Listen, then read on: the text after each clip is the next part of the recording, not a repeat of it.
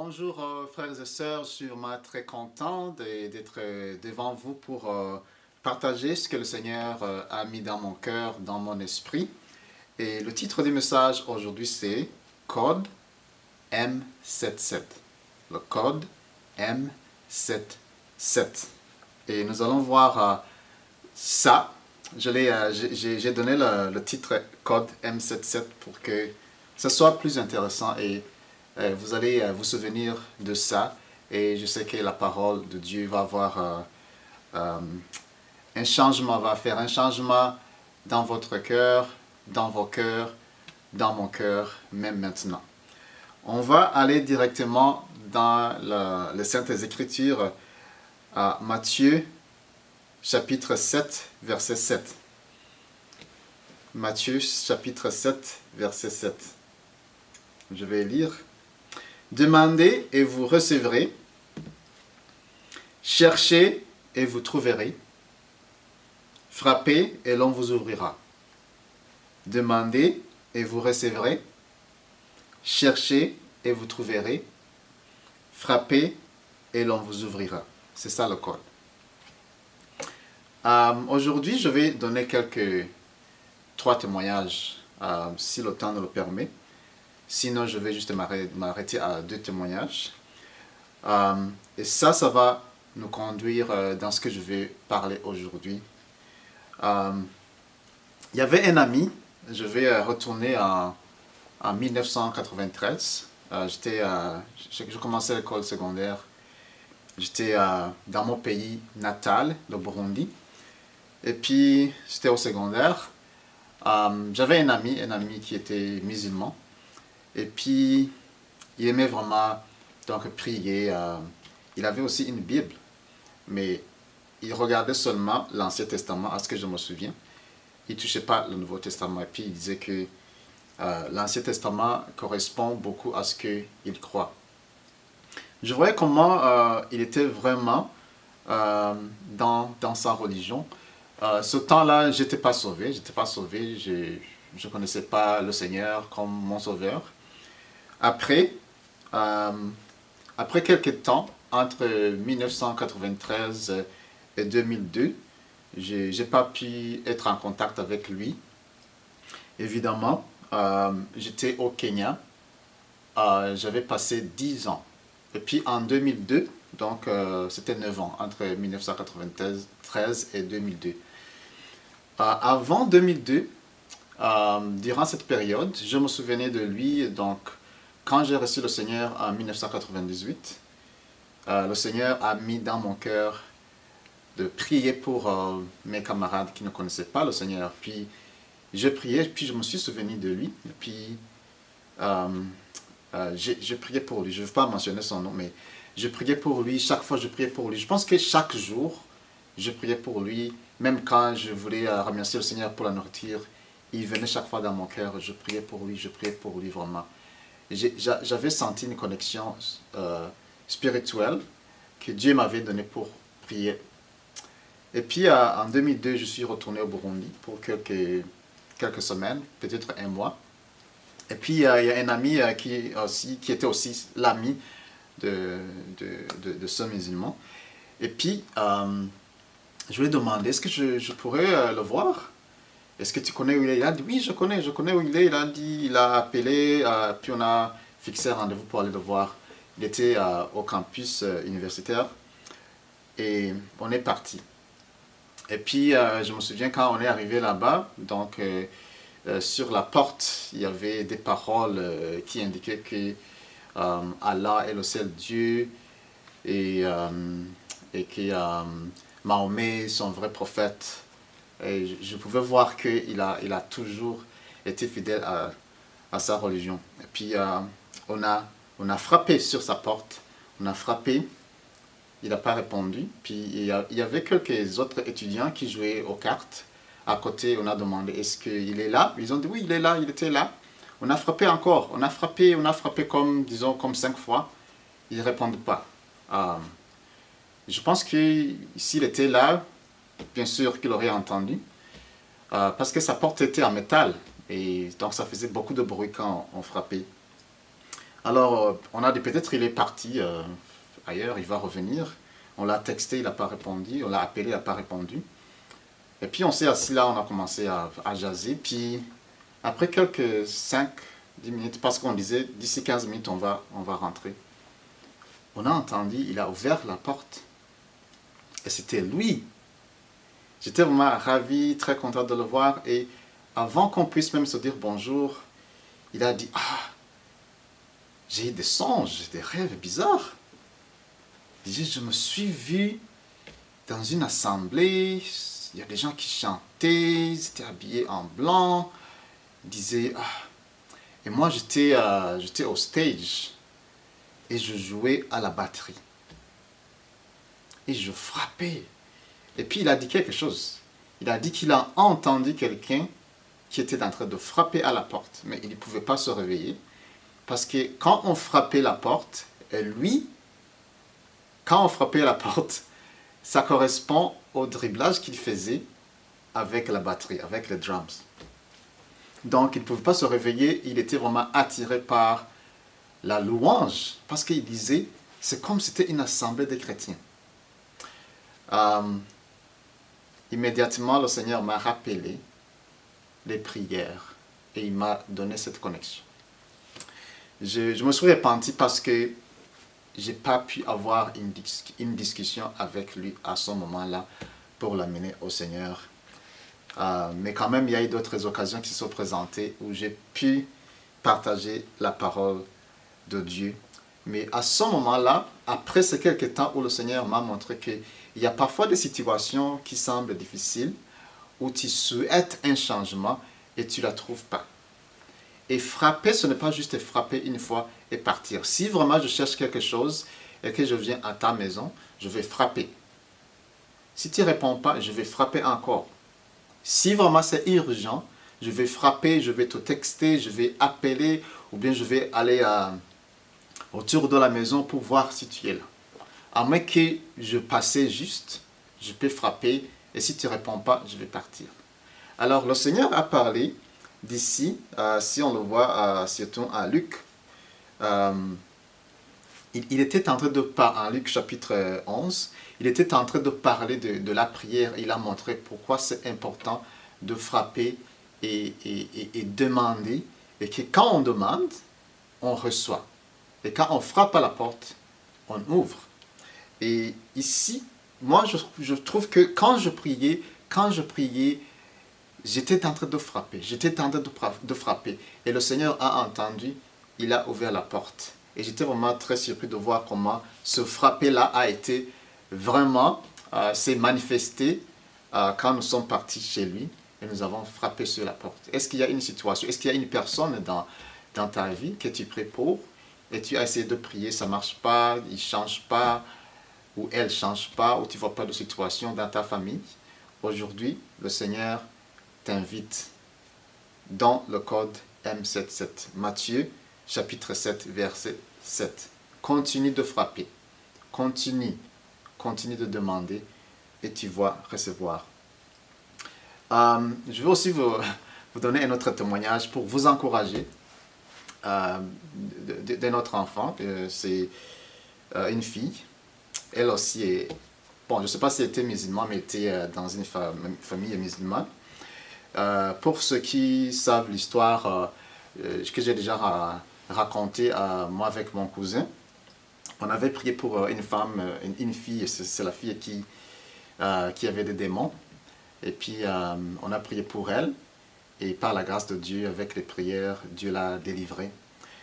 Et après, le soir, on avait prié pour elle, c'est dans l'avant-midi. Et puis le soir, elle est jouée dehors.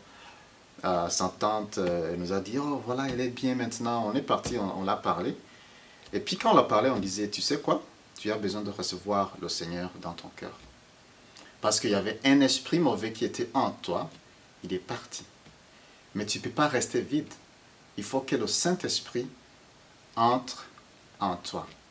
Et pour le faire, il faut te repentir, il faut accepter le Seigneur Jésus.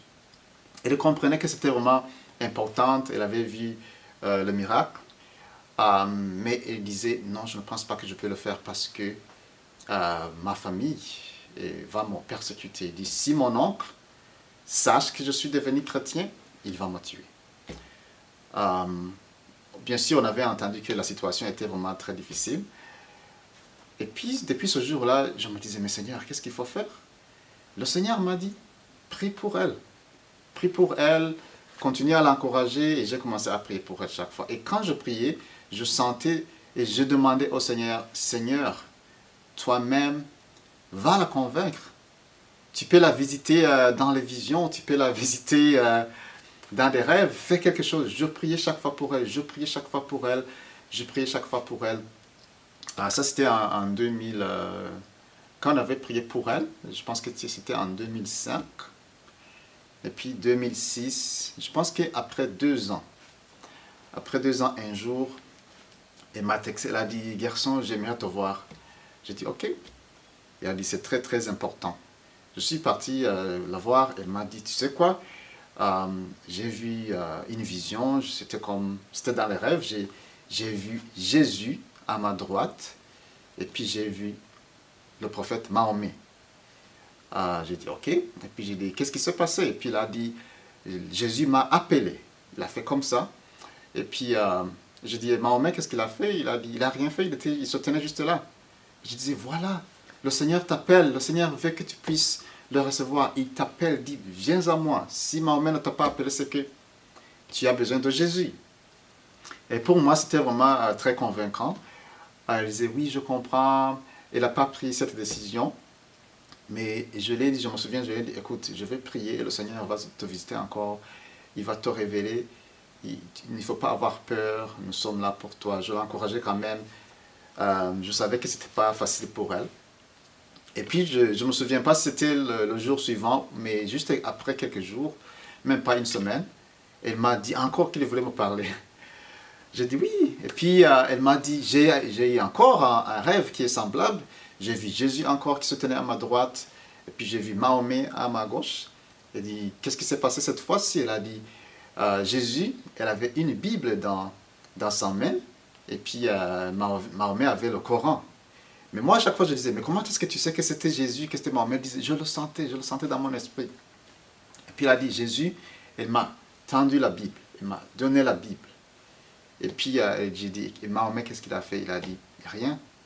J'ai dit, écoute, c'est la parole. Dieu veut que sa parole, tu puisses aller dans sa parole et que tu puisses le recevoir. C'est lui Jésus, c'est lui la parole. Et j'étais vraiment très content de ce que le Seigneur se manifestait. Avant, je pense que c'est en 2007, 2008, après 1 année ou 2 ans, elle a donné sa vie à Jésus. Elle a donné sa vie à Jésus. J'ai toujours sa photo et chaque fois quand je la vois, je me souviens de ce que le Seigneur a fait. Mais ça, c'est parce que le Seigneur avait mis dans mon cœur de prier pour elle. C'est ça donc ce que je parlais du code M77. Maintenant, ce n'est plus un code inconnu. C'est juste dans la parole de Dieu, Matthieu 7,7, qui dit « Demandez et vous recevrez, cherchez et vous trouverez, frappez et l'on vous ouvrira. » Aujourd'hui, je t'invite vraiment à demander. Et demander, il y a 2 choses qui sont très importantes. La première chose, c'est la promesse. D'abord, nous avons déjà cette promesse dans la Bible qui dit « Demandez et vous recevrez, cherchez et vous trouverez, frappez et l'on vous ouvrira. » Ça, c'est la promesse de Dieu. Dans les situations normales, peut-être tu as une autre promesse que Dieu t'a donnée, et t'a parlé de quelque chose, et tu ne vois pas que ça arrive. Ce n'est pas que quand le Seigneur dit quelque chose. Avant, quand le Seigneur disait quelque chose, je ne savais pas que je devais agir. Je disais, oh, ok, le Seigneur a dit quelque chose, donc ça va se passer. Mais c'est que chaque fois que le Seigneur nous donne une promesse, l'ennemi n'est pas content. L'ennemi n'est pas content de la parole de Dieu. C'est-à-dire qu'il va essayer de s'aimer des mensonges ou de nous décourager ou faire autre chose, bien sûr, pour que la promesse ne puisse pas arriver. Vous savez, quand Dieu a donné la parole à Adam et Ève, l'ennemi est venu. Il vient toujours, il a semé les mensonges. Et c'est ça qui se passe, que la parole va être sémée, mais l'ennemi va essayer d'enlever ce que le Seigneur a sémé en nous. Mais quand tu as la promesse, tu vas agir. Et comment est-ce qu'on va agir? C'est comme ça, on va demander, on va frapper, on va chercher. Et puis la promesse c'est que celui qui cherche, quand tu continues, ça dit que celui qui demande va trouver, va recevoir, celui qui cherche va trouver, et celui qui va frapper, la porte sera ouverte pour lui. Alors la prière, c'est ça. C'est ça la façon dont nous allons demander la prière. Mais ce n'est pas juste une prière, c'est une prière avec la foi. J'aimerais qu'on puisse lire en Luc chapitre 11. Luc chapitre 11 du verset 5 à 10. Luc chapitre 11 verset 5 à 10. Je vais lire. 5, verset 5. Puis il ajouta, supposez que l'un de vous ait un ami et qu'il aille le réveiller en pleine nuit pour lui dire, mon ami, prête-moi 3 pains, car un de mes amis qui est en voyage vient d'arriver chez moi et je n'ai rien à lui offrir. 7. Supposons que l'autre de l'intérieur de la maison lui réponde, laisse-moi tranquille, ne me dérange pas, ma porte est fermée. Mes enfants et moi nous sommes couchés, je ne peux pas me lever pour te les donner. 8. Je vous assure que même s'il ne se lève pas, écoute, même s'il ne se lève pas pour lui donner ses pains par amitié pour lui, il se lèvera pour ne pas manquer à l'honneur et il lui donnera tout ce dont il a besoin. Vous voyez? Même s'il ne veut pas le faire, il le fera. Et dans la vie normale, si quelqu'un vient frapper à ta porte, même si tu ne le connais pas, tu vas te demander c'est qui cette personne? Qu'est-ce qu'il cherche? Tu vas quand même ouvrir, vous voyez. Et j'aime comment, quand le Seigneur parle, il parle des situations normales que nous connaissons, qui veut dire que tout ce qui est spirituel, le Seigneur le connecte avec nos vies quotidiennes pour nous montrer, écoute, qui entre vous, qui est vraiment un parent ici par exemple, à qui l'enfant va demander du pain et il va donner un caillou? Ou bien il va demander du poisson et puis il va donner du serpent. Il dit, si vous, en tant que mauvais, vous pouvez donner ça à vos enfants. Je me souviens, je partageais cette parole avec les enfants. Et puis ma fille m'a demandé, papa, est-ce que tu es mauvais? Mais tu vois, elle sait que je ne suis pas mauvaise, que je ne suis pas mauvais. Mais quand même, moi aussi, je suis, oh, comment est-ce que je suis mauvais alors que j'aime mes enfants? Mais je n'aime pas mes enfants d'une façon parfaite comme le Seigneur nous aime. Alors il dit, mais vous quand même, vous faites du bien. Mais pensez à ce que le Seigneur peut faire si on frappe, on frappe, on frappe. Vous pensez que le Seigneur va nous ignorer?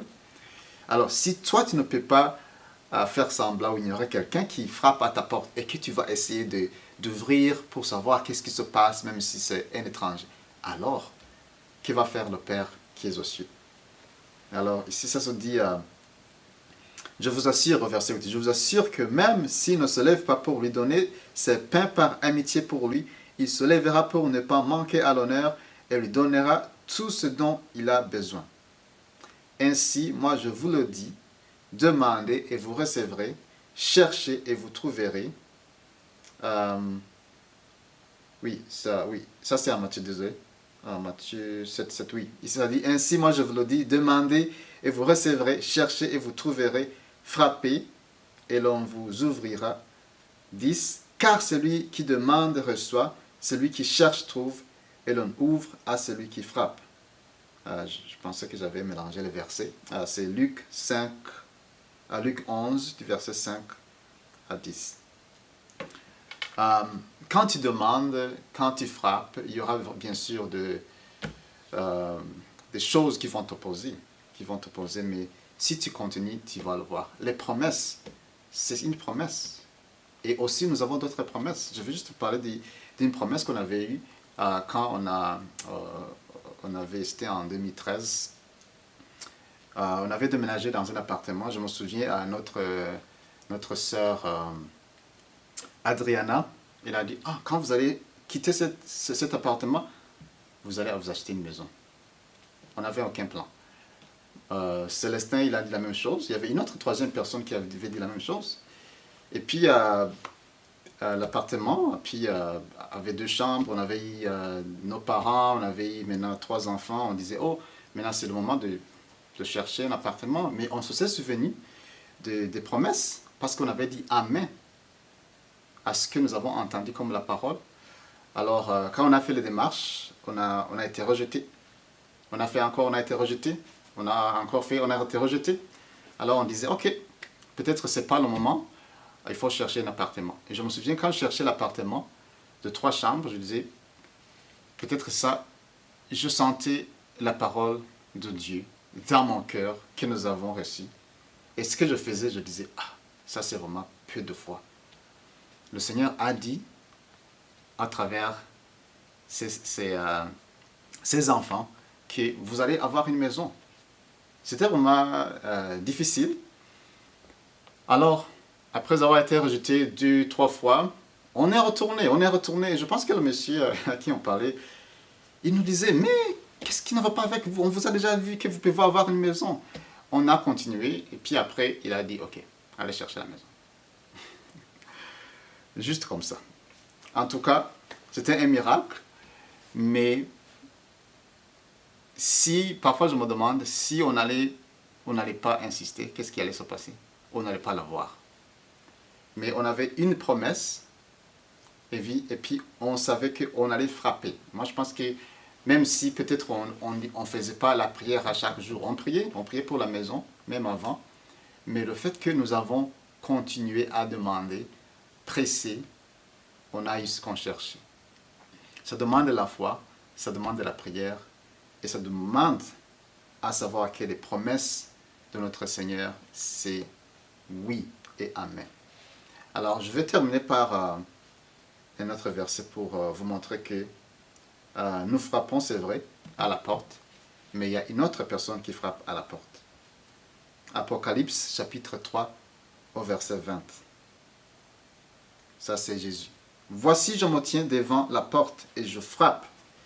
Si quelqu'un entend ma voix et ouvre la porte, j'entrerai chez lui et je dînerai avec lui et lui avec moi. Je me tiens devant la porte et je frappe. Si quelqu'un entend ma voix et ouvre la porte, j'entrerai chez lui et je dînerai avec lui et lui avec moi. Ici, je vois qu'il se tient à la porte. Il frappe. Il ne frappe pas seulement. Il parle aussi. Il appelle. Parce qu'il dit, si quelqu'un entend ma voix. C'est-à-dire qu'il frappe et aussi il appelle. Ou bien peut-être frapper, c'est-à-dire c'est la voix. Ça peut être ça aussi. Mais vous voyez, nous frappons, nous cherchons et les promesses, c'est que nous allons recevoir. Mais aussi, s'il y a une personne qui ne connaît pas le Seigneur dans ta famille, un ami ou une connaissance quelconque, tu ne frappes pas seul. Jésus aussi frappe à la porte de son cœur pour te dire que ça vient, continue à frapper, continue à demander et tu vas recevoir. Et que le Seigneur puisse nous bénir et que nous puissions aller toujours avec ce code de frapper, ce code de demander et ce code de chercher. On va ouvrir et le Seigneur va nous donner ce que nous demandons si nous avons cette promesse dans nos cœurs, si nous prions, si nous continuons à chercher le Seigneur. Si tu cherches le Seigneur avec tout ton cœur, tu vas le voir. Je vous encourage et soyez toujours dans la prière, soyez toujours dans la foi. Que le Seigneur puisse bénir tout le monde. Amen. J'aimerais prier pour des personnes ici qui ont des gens au cœur, qu'ils aimeraient que ces personnes puissent recevoir le Seigneur dans leur cœur. Ça m'est arrivé, je vous ai donné deux exemples. Et c'est une personne que tu aimes beaucoup, qui t'est vraiment chère et tu aimerais qu'il reçoive le Seigneur. Et c'est possible. Le Seigneur, Jésus lui-même, frappe à sa porte. Il y a une histoire vraie d'un millionnaire. Et puis, il faisait du karaté. Et son maître, était chrétien. Il avait prêché beaucoup de fois. Et le monsieur ne change pas. Il n'a jamais accepté. Et puis il disait, peut-être ça sera très difficile parce qu'il est millionnaire, il voit qu'il a tout dans sa vie. Mais le millionnaire, ce qui a changé sa vie, comme j'ai entendu le témoignage à la télé, c'est sa petite fille. Il disait qu'un jour, il était dans sa chambre, il a vu sa petite fille entrer. Et quand il a vu cette fille, il a vu une fille innocente qui est là, qui a la paix. Il disait, moi j'étais riche, mais j'étais misérable. Il a dit, quand je l'ai vue, je le voyais toujours, elle venait dans ma chambre, mais à un moment donné, elle est entrée, il a commencé à pleurer. Et il a donné sa vie à Jésus, juste comme ça. Parfois, tu peux penser qu'il y a des manières que les gens vont recevoir le Seigneur. Tu as prêché, tu te dis, mais qu'est-ce qui se passe? Mais écoute, un jour, le Seigneur, le Saint-Esprit, va toucher son cœur et il va donner la vie à Jésus. Nous allons prier pour nos connaissances. Nous allons prier pour que le Seigneur puisse donner leur vie à Jésus. Seigneur, je te remercie pour cette parole. Je prie pour cette personne que mon frère prie pour, que ma soeur prie pour. Tu le connais, Seigneur. Et tu as promis le Saint-Esprit à nous, à nos enfants, à toute la génération. Alors je prie aujourd'hui que ton Saint-Esprit touche les cœurs des gens qui ne te connaissent pas, des connaissances qui ne te connaissent pas. Et qu'aujourd'hui, Seigneur, ils entendent ta voix et qu'ils laissent tout et qu'ils donnent leur vie à toi, Seigneur. Et que tu sois le maître et le Seigneur de leur vie. Amen.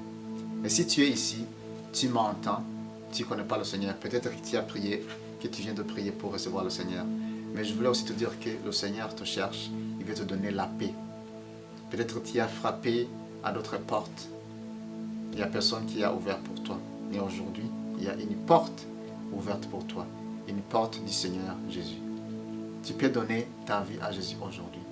Tu l'invites, tu dis, Seigneur Jésus, je t'invite dans mon cœur.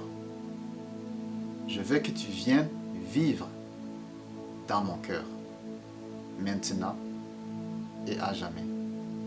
Je vais laisser tout pour te suivre. Au nom de Jésus. Amen. Si tu as fait cette prière, c'est que le Seigneur est entré dans ton cœur, dans ta vie. Et je prie que le Saint-Esprit vienne te remplir. Le Saint-Esprit vient te remplir. Le Saint-Esprit vient te remplir. Au nom de Jésus. Amen. Soyez bénis, soyez tous bénis. Et que le Seigneur continue à nous guider à chaque pas. Amen.